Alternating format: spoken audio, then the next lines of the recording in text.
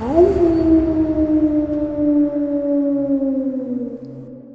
the vast expanse of Yosemite National Park, a series of inexplicable disappearances cast a shadow over its breathtaking vistas.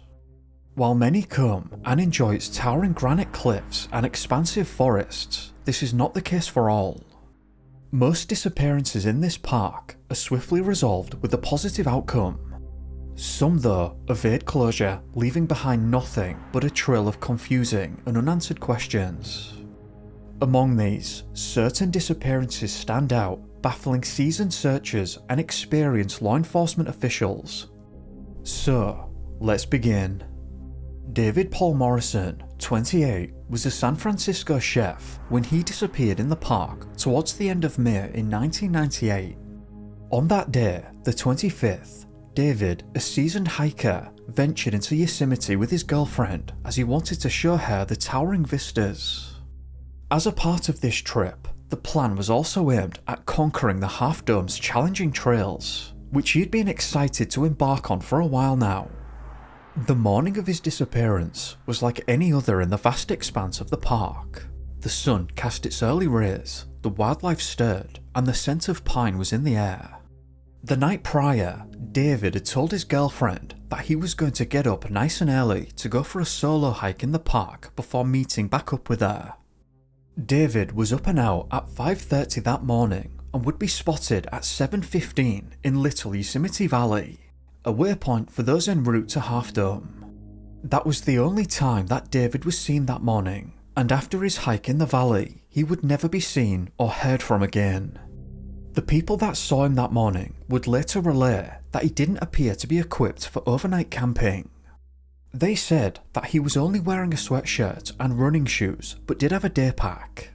Despite this, David was overwhelmingly unprepared to spend hours and hours out in the wilderness, especially when heading into the coldness of the night.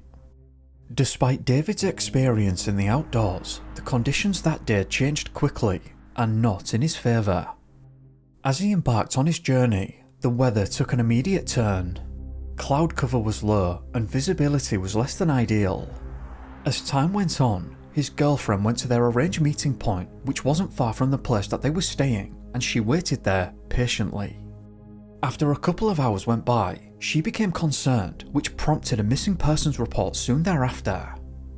The search that ensued was immediate and would become fairly extensive. On the first night, there were people out looking for David with the assumption that he might be stuck and hurt somewhere. Given that his plans were known to his girlfriend, the organisers did expect to find him relatively quickly somewhere around Half Dome. This initial search failed to locate David, so when the morning came, they tried again in larger numbers. This also resulted in failure though. 2 days after he vanished, the search team was composed of 75 experienced searchers assisted by 5 dog teams and helicopters. When the organisers' expectations of finding him quickly didn't come to fruition, it seems that there was a panic and a scramble to get a hold of as many dog teams as they could. Search dog teams, generally speaking, have a very high success rate. In this paper, researchers were trying to gauge search dog effectiveness. They found that there was a success base rate of 76.4% at locating the objective, or, I suppose, somewhere around 4 out of 5 times you'd expect success. But in this instance, there was no success to be found. Not only had the repeated ground searches failed, the dogs could not find his scent anywhere in the Half Dome or Little Yosemite Valley areas. There was an extra oddity to this. In the search report, there was a statement left by a Tom Roseman, who in the operational section stated this: "We had problems with our GPS units on this operation. One GPS, when turned on, stated that all stored data was lost, and both took a significant amount of time to auto-locate, 10 minutes or more." What was interesting about this, I suppose, was that Tom nor the searchers really understood why. The GPS devices were fully functional, but were having some technical problems in this specific area on that specific day. There's not a great amount of elaborating I could do, as that was all that was said about it. On the 3rd day that David was missing, the Fresno Bee reported this: "As ominous storm clouds move in, air and ground searchers will try again today to find a San Francisco man missing in Yosemite National Park. David has been lost in Yosemite's high country for 3 nights in freezing temperatures, park spokesman Kendall Thompson said. At least 5 inches of new snow fell in Little Yosemite Valley Monday night, and intermittent rain fell Tuesday. On the 5th day of David being missing, it was stated that searchers had found half a dozen tracks that they believed might have been left by David as it matched his boot type. I believe these prints were found in a relatively remote area. So once again, they brought the dogs to the footprints, but they could still not follow them anywhere, and the footprints petered out into nothing. Then, soon after this, the entire area was blanketed by snow again, and hopes were now fading, as it would have meant that David by this point had spent 4 nights in the freezing cold. Around a week into the search, the organisers were completely out of ideas. The area had already been flooded with 250 people out looking, and now as a last-ditch effort, they wanted to do the same with dogs. I've never heard of so many dog teams on a search before, but on this one, they now had 15 dog teams out there scouring the area for him. These dogs, which supposedly have a 76% find rate, were all failing. I don't believe his scent was found even a single time, which is odd. Here's another interesting point that was made by the Fresno Bee around a month after David vanished. As days passed during the search, the frustration mounted. People wondered how a hiker with some experience such as David could have been lost on such a well-known trail. So, for reasons unknown, David had completely left the trail and was now somewhere that nobody could find him. Why this was the case, nobody really knew. No trace of him or his belongings have ever surfaced in the years since the day of his disappearance. All we're left with is a peculiar set of circumstances and a range of unanswered questions. What happened to David Paul Morrison, and where did he go? Now, at this point, I wanted to turn our attention to Dikran Nagian, a 29-year-old medical student born in Ethiopia but raised in the UK. He was an intelligent man who was studying at Cambridge University in England. Dikran disappeared on the 24th of July 1972 while on a vacation at the national park. He had rented a cabin on that day in Curry Village, and that was quite literally the very last time anyone had ever seen him. We can make a fairly strong assumption that he vanished on the day that he arrived, because he was due to check out on the 31st of July, just 1 week after his arrival. When that day came, employees who came to sort out the cabin for the next visitors realised that all of Dikran's belongings were still in there, untouched. In addition to this, the employees also realised that the bed hadn't been slept in at all. The only clues left behind were that 1, he'd asked the reception for directions to Half Dome, and 2, he'd taken his camera with him. Unfortunately, the biggest issue immediately was the fact that Dikran had been missing unnoticed for an entire week already. In the Modesto Bee paper, around a month after he vanished, Chief Ranger Jack Moorhead stated, "We've checked everything, every ride, every concessionaire, all the hiking trails, all the backcountry areas, and we can't locate a trace of him." Interestingly, it seems that Dikran may have disappeared in fairly close proximity to David, since they both appear to have been near the Half Dome area. There wasn't a lot of reporting done outside of this, and we didn't learn of the specifics of the search. What we do know is that all efforts to locate Dikran or his remains failed, and all trails near Half Dome had been searched. The point was made that the trails are clear and obvious, and deviating from them, generally, is not usually something that happens accidentally.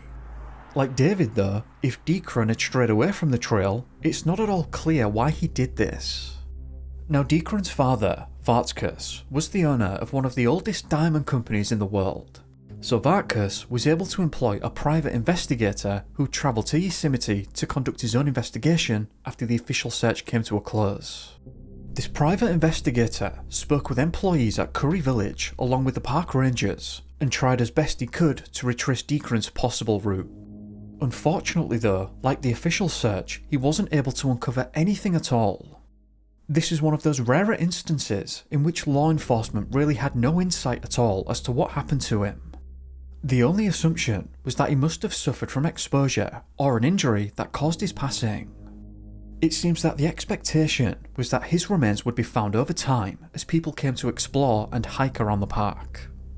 That didn't happen though. In fact, over 50 years later now, Dekran has never been found. His family did try to gather more information from the Park Service itself, even writing to the governor at the time, but their requests were all denied, which is a little odd. I'm not really sure why the Park Service would prevent the family from having access to information surrounding the search or the disappearance itself. That doesn't really make any sense to me. Anyway, given that the Park Service didn't seem to want to share anything about this with the family for some reason, that basically brings us to the end of the paper trail. So, let's instead move to the summer of 2007, where Yosemite National Park became the backdrop for another baffling disappearance. Trina Bonaventura, otherwise known as Trina, 80 years old, set out to conquer the trails of Vogelsang High Sierra Camp. She was completely unaware that this would be the last time she'd ever be seen.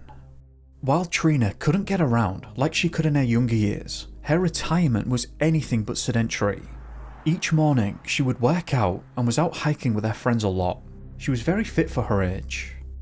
Now, some of the trails in the area are known to be somewhat difficult, but they are said to be clear to follow. Surrounding the camp is a rugged expanse where granite giants thrust skywards and crystal clear lakes reflect the vastness of the wilderness. The camp itself is accessible only by foot or horseback and is a series of quaint cabins. On the 30th of July 2007, she was with 3 of her friends and they were staying together at the campsite. Early that morning, they had made the decision to hike along one of the well-known trails in the area, and they enjoyed the wilderness setting for a few hours. After they'd hiked for a time, it seems that Trina had enough and was about ready to head back to camp.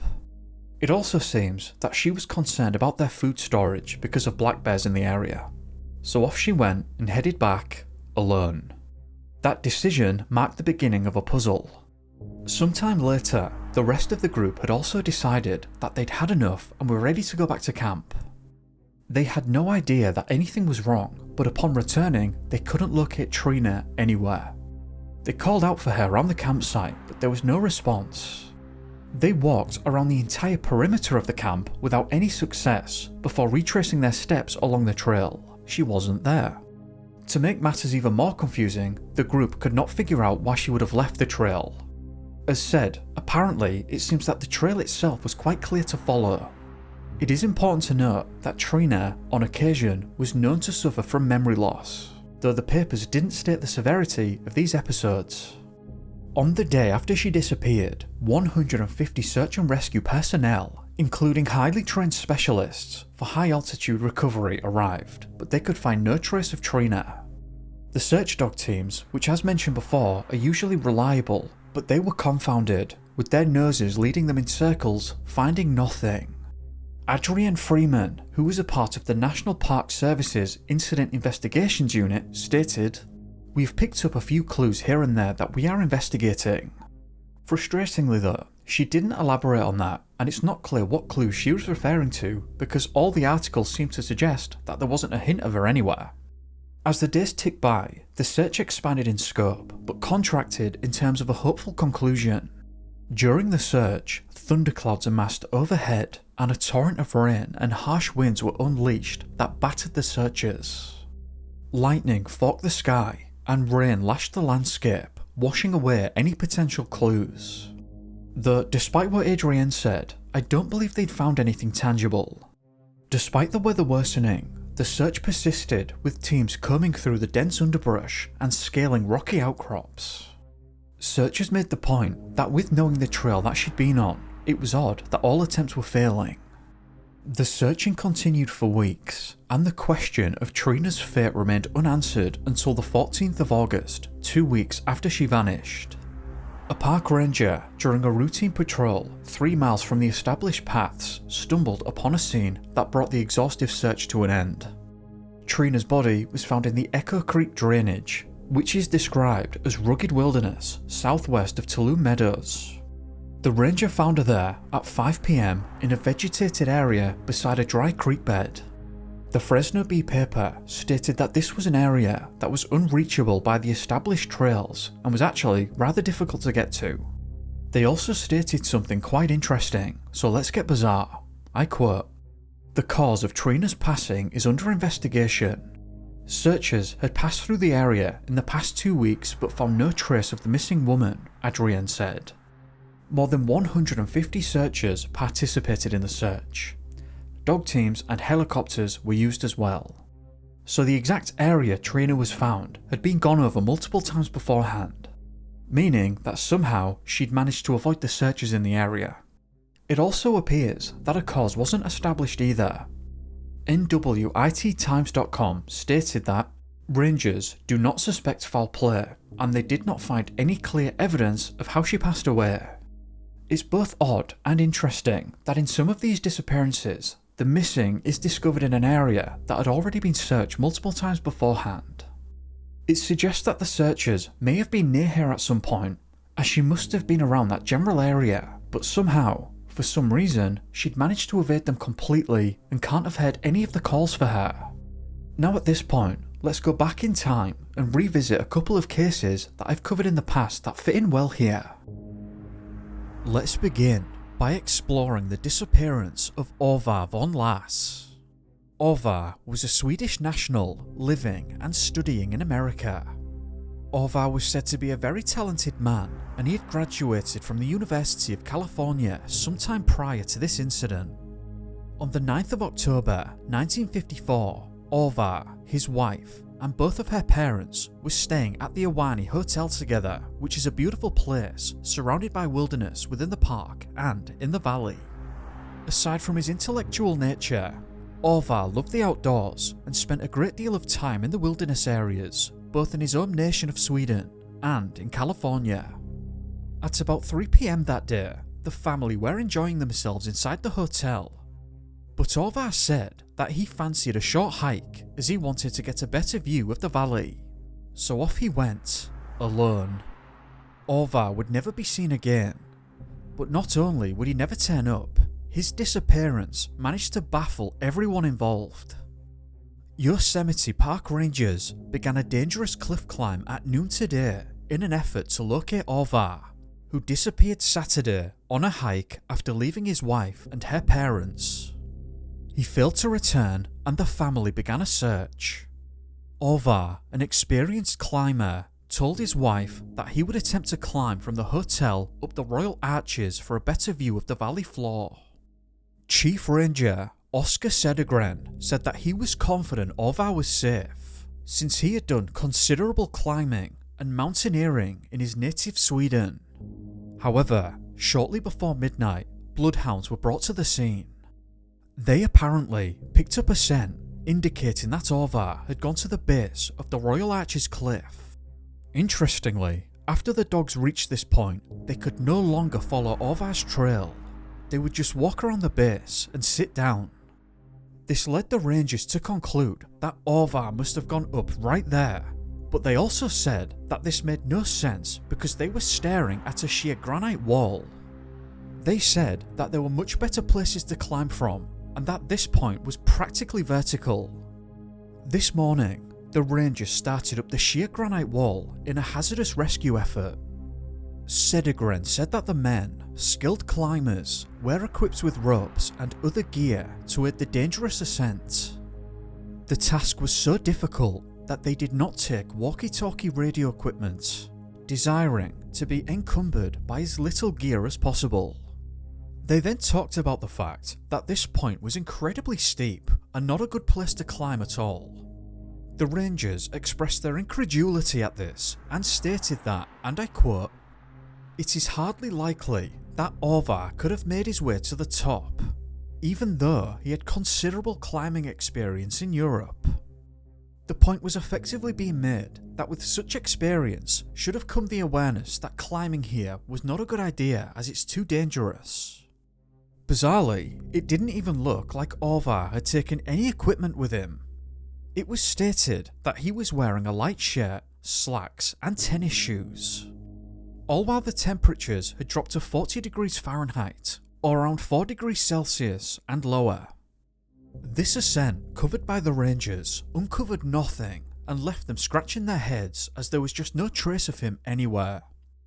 Because of the scent trail the dogs had picked up, it seems that people were certain that this was the point he ascended because the dogs would stop at this location, but that they were also bewildered at his decision to do so.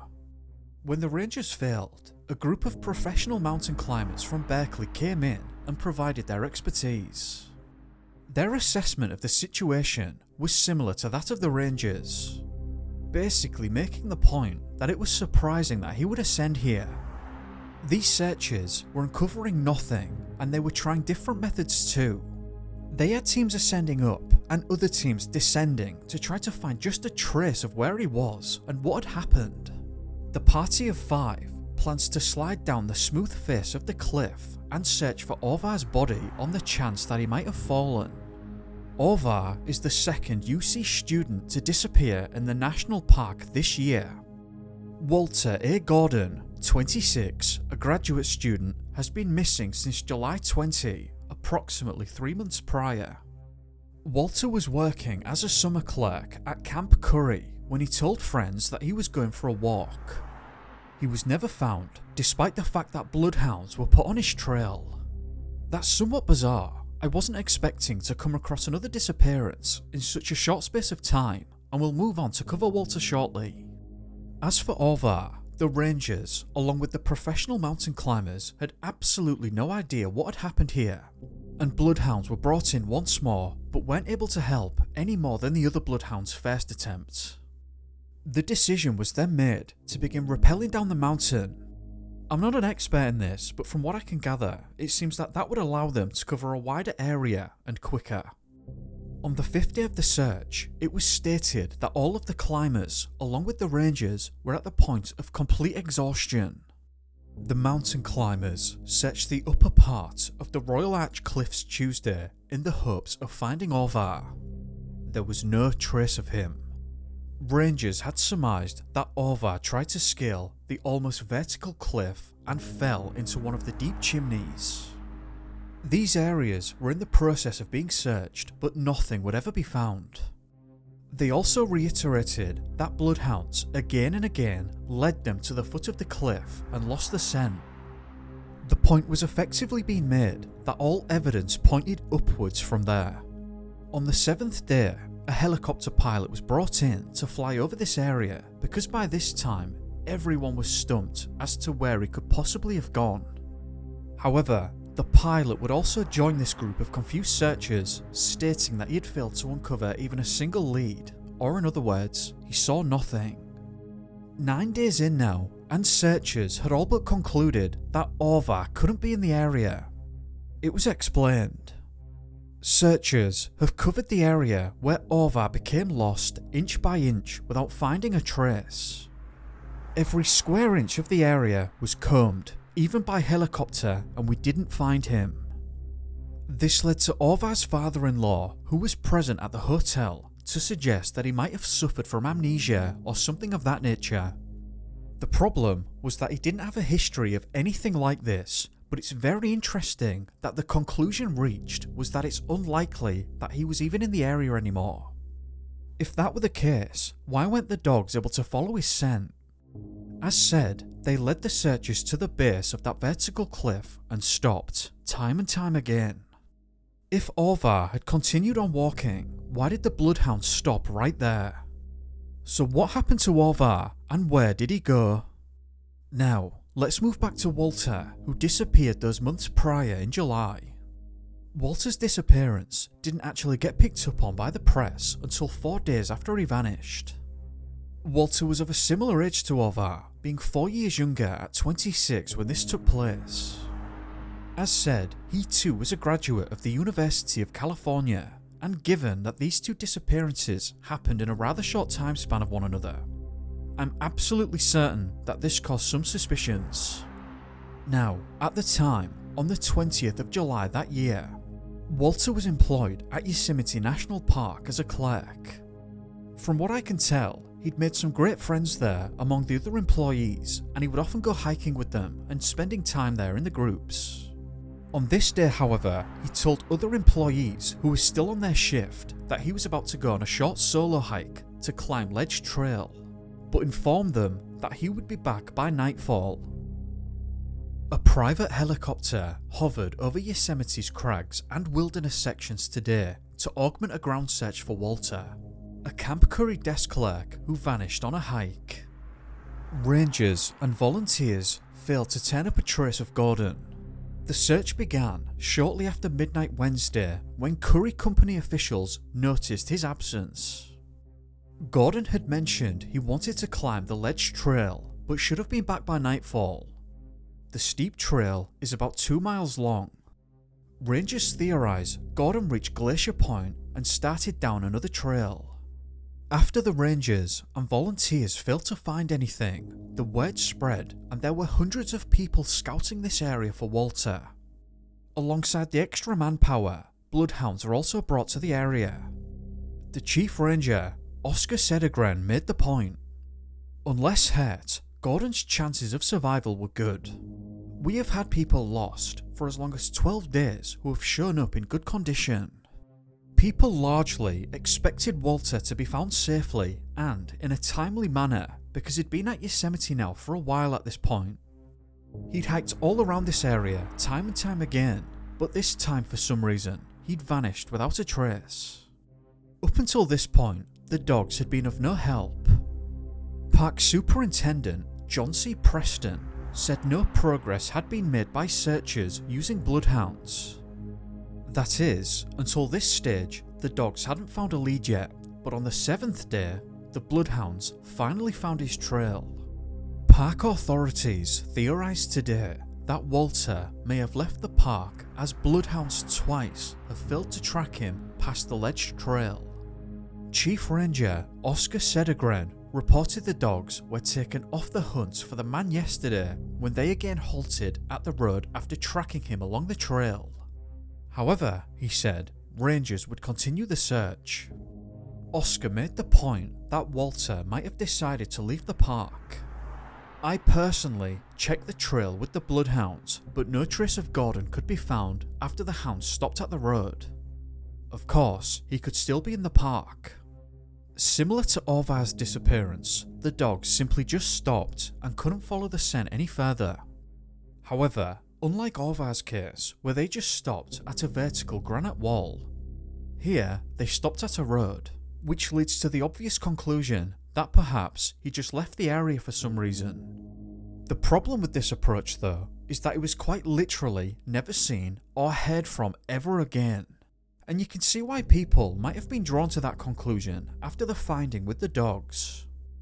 Not everyone was on board with that, of course, because there wasn't any explanation given as to why this happened.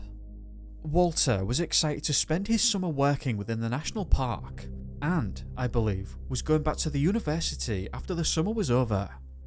The friends Walter had made at the park didn't understand this either, and said that he seemed happy and couldn't understand why he would have left. His family shared similar sentiments also. The finding involving the dogs with the scent stopping at the road certainly lends itself to the idea that he might have left. But why? What caused that? There was no evidence to suggest he planned to do that, as all his belongings were left behind at his place of work. Could he have seen something that he wasn't supposed to see and was taken from the area? Could he have got lost and then hitchhiked with the wrong people? As said, not everyone was on board with the idea that he'd left, and many people wanted to continue searching the park. In the end though, Walter was never seen or heard from again. What do you think? I would very much like to hear your thoughts on all of the incidents discussed throughout this video, so please do let me know what you thought in the comments below. With that, I'd just like to take the time to thank you for watching, and a big thank you to the patrons who've been running around on the screen. If you'd like to become a patron to support the channel and have your name running around too, then please do visit the link in the description. If you found the video interesting, then please do leave a like and a comment, hit the bell and subscribe if you haven't already. These things help me an awful lot. If not, then feel free to leave a dislike. I'm happy to hear your honest opinion either way. I hope that you've had a great day or evening, depending on where you are, and I'll see you in the next one. Be safe guys. Peace.